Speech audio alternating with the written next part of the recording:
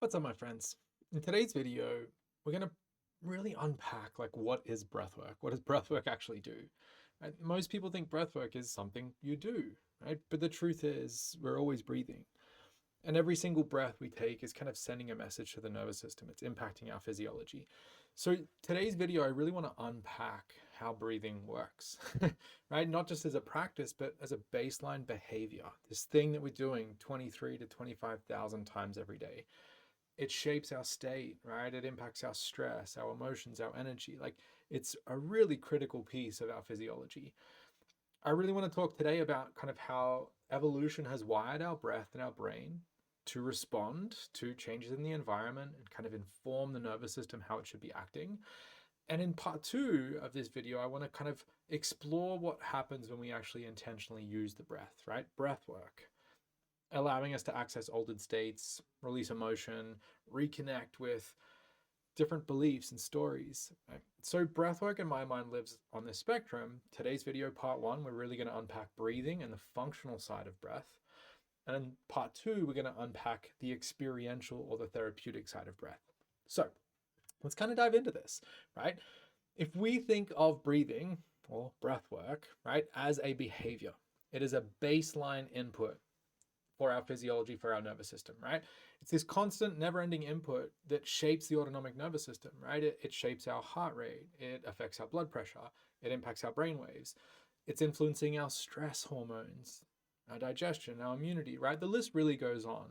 But just kind of understanding that as an input, it is largely informing the nervous system, it's informing our body how it should be responding, what's the appropriate state to be in.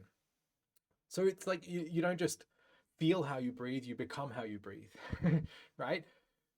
Most people don't breathe fast because they're anxious because they're breathing fast. It's this really interesting bidirectional relationship, right?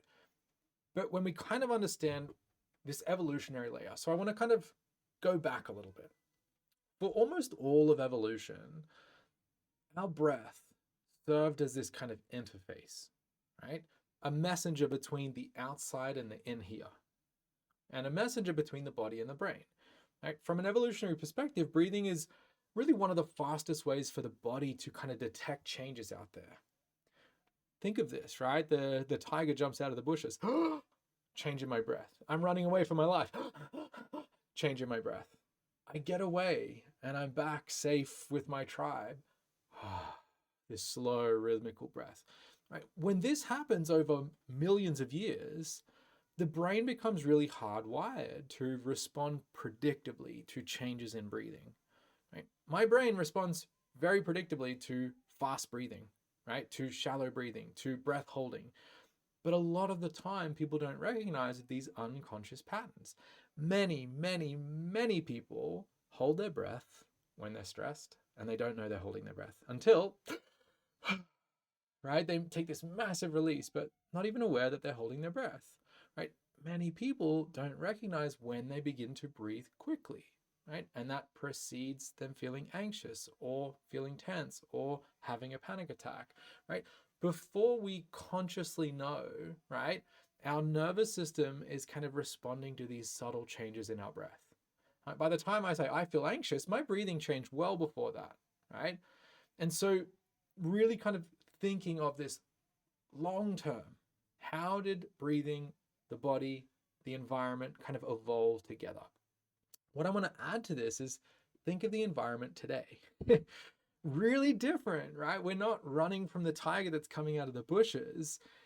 We're opening our inbox and the notifications on Instagram and the artificial light and the shitty food and the constant overstimulation and stress. Like our nervous systems are freaking out, right? And a lot of the input is coming from the way that we breathe, right? We think of these impacts, how the environment is influencing my breath and how my breath is influencing my nervous system. And we start to see this perfect storm, right? The environmental conditions are really creating a lot of opportunity for us to breathe really poorly. And my brain and body are going, oh, this means something dangerous is happening. Respiratory rate has just slowly ticked up over the last 200 years. We're just breathing faster than we used to. But my nervous system, the million-year-old part of my nervous system, isn't tracking that. It's just like, oh, breathing quickly. What does that always meant? That's always meant we're running away from a tiger or we're chasing our food, right? High stakes, high stress, action, survival. And so my nervous system begins to shift gears. So this second really big piece here, right? Now we understand the mechanism. What happens when I'm breathing quickly all of the time? And my nervous system is receiving this input that it determines as something scary is happening out there. We're not safe. A nervous system, right? We move into that more sympathetic threat detection, right? Fight, flight. But this state is designed to be there in these short bursts, right? Tiger comes out of the bushes, I run away. Today, right, we're just bathed 24/7 in stresses, right? From social comparison of social media, my finances, my job, my relationship, my food, the artificial light, the lack of connection to nature, my shitty posture because I'm at a desk 8 hours a day and I'm on my phone 5 hours a day, right? We see all of this and the nervous system is just then stuck in this sympathetic state. In that sympathetic state, we literally shut down our ability to regenerate, to repair, to recover, right? My body is like, we're in survival mode. All of that stuff don't matter. You know, repairing the cells and managing the inflammation and digesting the food well, like not really important because we're running from a tiger right now, right? The only priority is to get away from the tiger. And so people today just don't have any capacity to repair. They have no room for safety, presence, and their body actually shifting into this mode where recovery is possible. Right? This is like a physiological lock-in, right? So this idea of breath work, and today when I talk about how it works, is we have to understand the role that it plays in the body and the nervous system, right?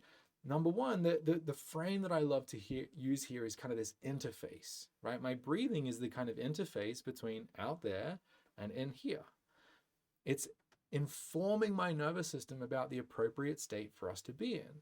And so when I breathe quickly, my nervous system goes kick into gear. We might need to run away from something here. Let's shut down digestion, divert blood flow out to the limbs, get the heart rate going, increase breathing, right? We need to be ready to run.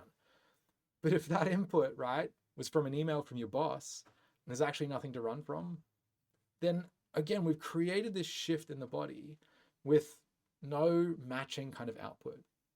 And that starts to really just mess with the nervous system. And so when we start with breath work, it's really reestablishing this kind of healthy relationship with our breath and how our breath responds to the environment in the patterns that we've picked up. The first part of breath work, in my mind, what I teach our practitioners is really the restoration of breathing, right? Before we jump into the experiential kind of therapeutic stuff, and again, I'm going to talk about that in part 2 of this video, right? But before that, we kind of need to rebuild breathing to a place where it starts to support the nervous system and support our physiology. Because a nervous system that's stuck in a chronic sympathetic state just doesn't have capacity for healing and growth. It's a really important thing to understand. So you're doing all the right things, but the nervous system 25,000 times a day is receiving a message saying we're in danger, we're in danger, we're in danger, we're in danger, right? So you start to see that without unlocking that, everything else is going to be pretty hard. But the second piece of this, of how breathwork works, is on the kind of energy production side, right? Breathing is this dance between oxygen and carbon dioxide. And for our body to generate energy, it is also a dance between oxygen and carbon dioxide, right? We need to deliver the oxygen to the mitochondria, right? You remember from high school biology, the powerhouse of the cell, right? Requires oxygen as a fuel source so it can generate ATP. ATP being this kind of currency of energy that the body uses. And so when someone is breathing dysfunctionally, right, they're breathing really fast all the time, they're breathing up into their chest, they're holding their breath, they're really erratic, we start to mess with that dance of oxygen, carbon dioxide. We literally mess with our ability to generate sufficient energy in the body. And I'm not talking energy to run up a hill or lift some weights, right? I'm talking energy to run the body, to keep the lights on.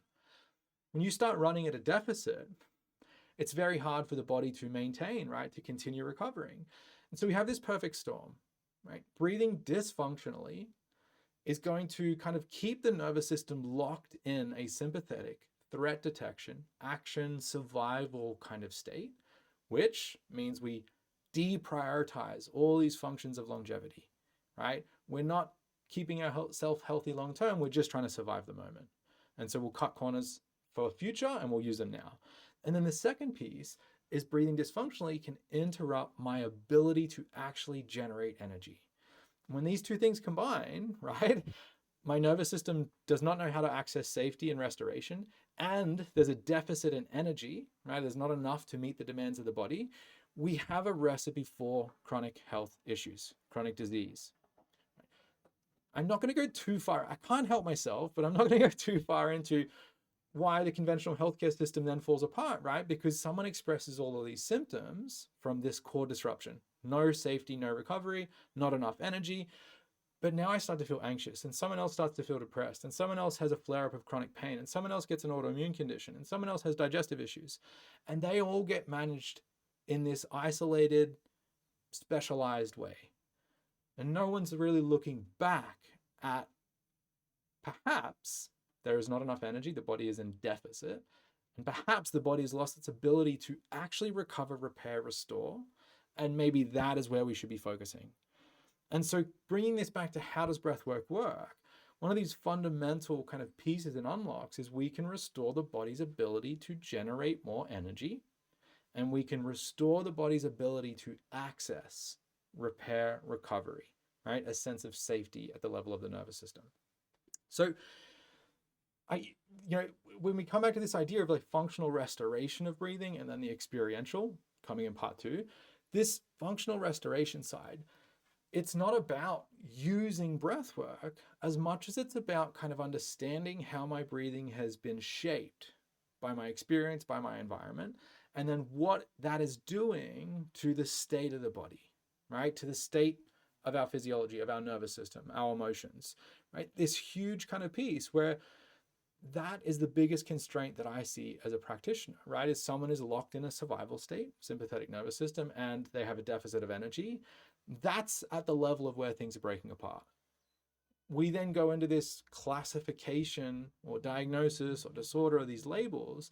We start to manage it almost backwards, right? From the symptoms that someone's expressing, let's try and get rid of those and work our way back, instead of addressing at what part of the system is this, are we expressing this dysfunction? And so breathwork, how it works, number one, is it really informs the nervous system about the state of the world. Should we be tense and ready to run, ready to fight? Should we be super relaxed because we are safe? It's listening to our breath. And if I'm breathing shallow, if I'm breathing fast, if I'm breathing up into my chest, if my breathing is really erratic, it's stop, it's start. My nervous system is just getting a chaotic, erratic message that everything out there is pretty haphazard and maybe a little bit dangerous, and we should stay ready to run or to fight, right? And then the second piece, how breathing works, is allowing the body to actually produce sufficient energy through this dance of oxygen, carbon dioxide. Dysfunctional breathing at that level, right, prevents safety of the nervous system and prevents capacity to generate energy, is the source of a lot of downstream dysfunction that we give these different labels. So before we start kind of chasing outcomes, right, I'm going to help this person reduce their stress, alleviate their anxiety, reduce their pain, have more energy, right? We need to really look at the input to the system, right, that is happening 20, 25,000 times every single day. And it has happened since the day I was born, and it'll happen till the day I die, right? It's a really big input. We need to give it the necessary attention that it needs, right? And recover that aspect of the breath. I hope this makes a lot of sense, because I see a big misconception around like, well, what's the big deal with breath work? When we understand it from this lens of energy and nervous system state, yeah, it's a big deal. And most people are breathing pretty poorly. And so unlocking that creates a very different path to establishing health in someone's body. In part 2 of this video, right, I want to kind of really jump into what goes beyond the baseline of breath, right? We've talked today about breathing as a behavior, as a baseline. In part 2 of this video, I want to talk about like what happens when we start to kind of like take this tool for a ride, right? Where we can move into altered states of consciousness, where we can work with stored and repressed emotions, right? When we can create this kind of alternative vision of the future and use these altered states of consciousness, use these changes that are occurring at a brain activity level to create this massive transformation, right? So tune back to part 2, we'll dive into the experiential therapeutic side of breathwork.